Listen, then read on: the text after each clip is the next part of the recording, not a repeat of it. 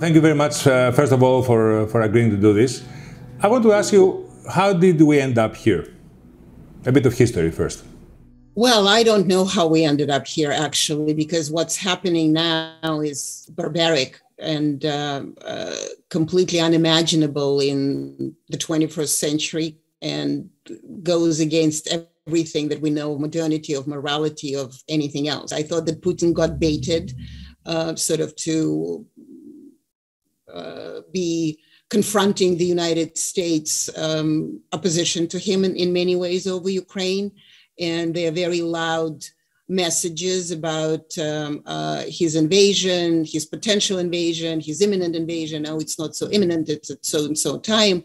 And I thought that, fine, I can understand. And so while it was all happening, the sort of political will or whatever political part of his brain perhaps was just going smaller and smaller because he felt more and more under the barrage of the United States information campaign against him and his invasion, his potential invasion. I thought, fine, he's going to respond to this, whether they're correct or not, he would have to do something. Otherwise, he would look like a weakling. So his military part of the brain, his military apparatus would charge in and say, no, we cannot tolerate such humiliation. And so then they announced that they're going to recognize Donetsk and Luhansk, which they did. And I was absolutely certain that that would stop there, because I would not imagine that Putin really would like to take up a war with the United States. So whatever I thought that he was playing very clever chess here,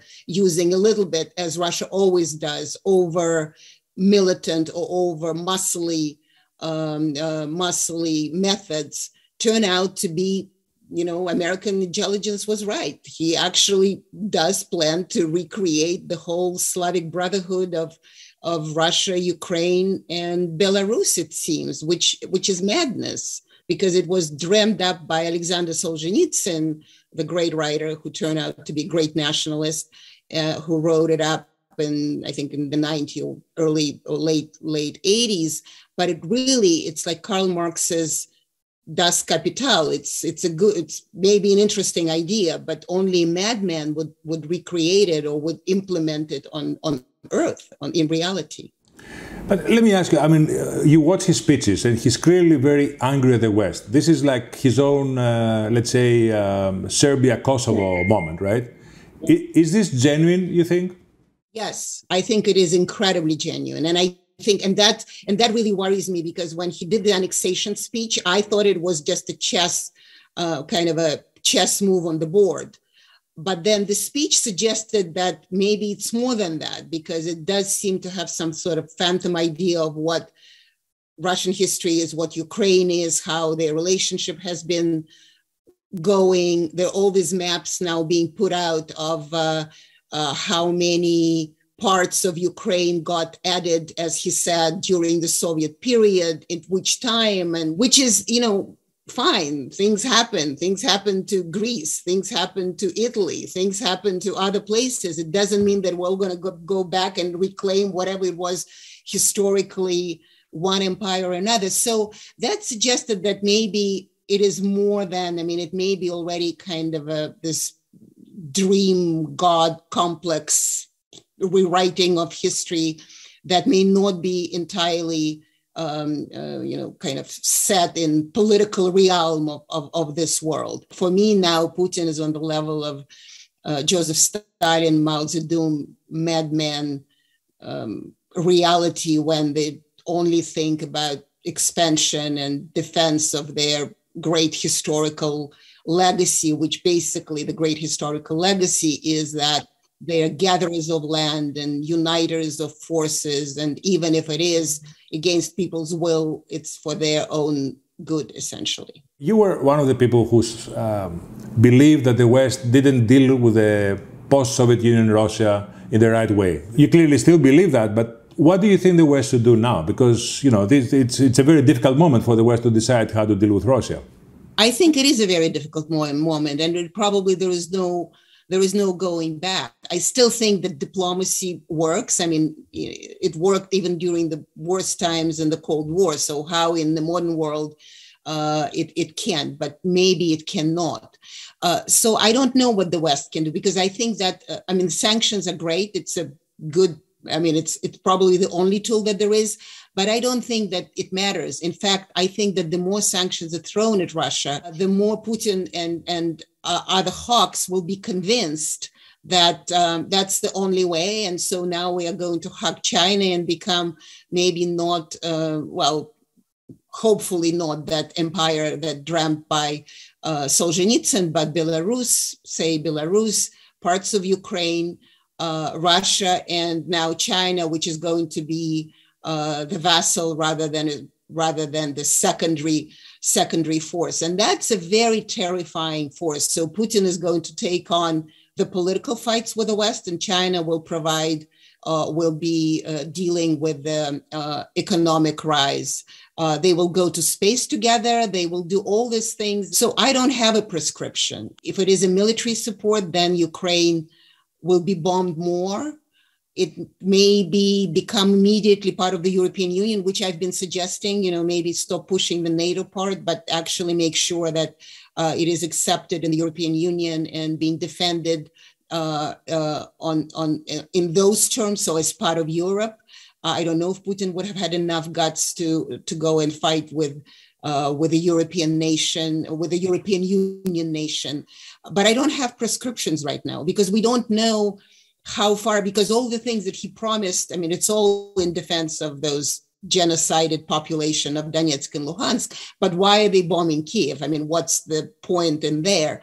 So I'm not sure exactly what it is his agenda is. I described it as a Solzhenitsyn dream. Maybe it is. You think if Trump was in power, Putin would act the same way or not?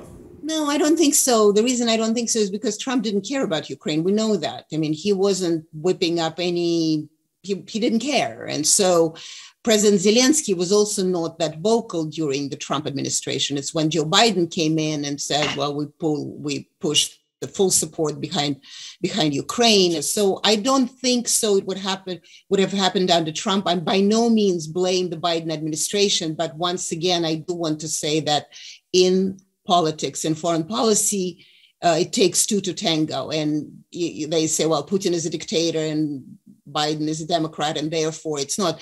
It is. There's always, in bilateral relationship, there's step back, step forward. There's always, push and pull and give and take. And so I think that it wouldn't have happened under Trump, but not the way Trump says it, with a great pride that he was strong and Biden is weak, and therefore that happened not because Biden is weak. That happened because Biden cares. I do think that Joe Biden will be a war president, and as a war president, even if the United States would not have troops on the ground in Ukraine, but it would be framed, and maybe rightly so, that he's the only one who can stand up to Putin and say no to Putin. And the last question is, George Kennan was your mentor. I want to ask you, if he were to write a cable today, what do you think he would write? And also I want to ask you what your grandfather would say, if he witnessed what we're witnessing today, which is a very historic day. Well, I'd start with the grandfather because I probably feel it better. I think he would be appalled and would be terrified. And I wouldn't say if he feels, we've seen an example of him doing it in 1956 in Hungary. So when the power feels threatened, it sends tanks. The only time it didn't happen in 1989 with Mikhail Gorbachev, we know. So I don't know what he would have done, but I would imagine, as I actually thought when Crimea was taken by Russia, was annexed by Putin in 2014, I thought Khrushchev would have been completely appalled and traumatized, not because he himself may not have done it, he may have done it, but when in 1968 the troops went into Czechoslovakia and he was already a pensioner, he was ousted and retired. He was very upset by that event, and he said it has been 12 years and we haven't learned a better way. So it has been 70 years now, and 70 years, 80 years. No, anyway, and we haven't learned a better way. And I think that would be that would be his response. As for George Kennan, he said, well, I told you so. I mean, you know, I've written cables. I wrote to Stroke Talbot, who was Undersecretary of State. In fact, I actually, yesterday, remarkably, I found a letter, a typed letter that he wrote to Stroke Talbot in 1997, outlining in great detail why it is such a mistake to expand NATO. And I have a response, Stroke Talbot's response to Kennan as to why they think it is a potential and who would be against and so on and so forth. So there's amazing two historical documents that I have now with me, because George Kennan gave them to me at the time and I completely forgot about it, to sort of look over and discuss. I think he would say, we told you so, but at the same time, you know, the way Putin behaves now, I think the new containment theory is in order. I mean, it really, you know, we needed George Kennan to devise a new one, because as I said before, I mean, what's happening right now in Ukraine coming from the Kremlin is barbaric, is impossible to imagine, and it's horrible, you know, for your historical legacy of your kind of dream of being uniter of pan-Slavic universe. You're willing to destroy the world. That's something. Thank you very much. It was really, really insightful. Thank you. Thank you.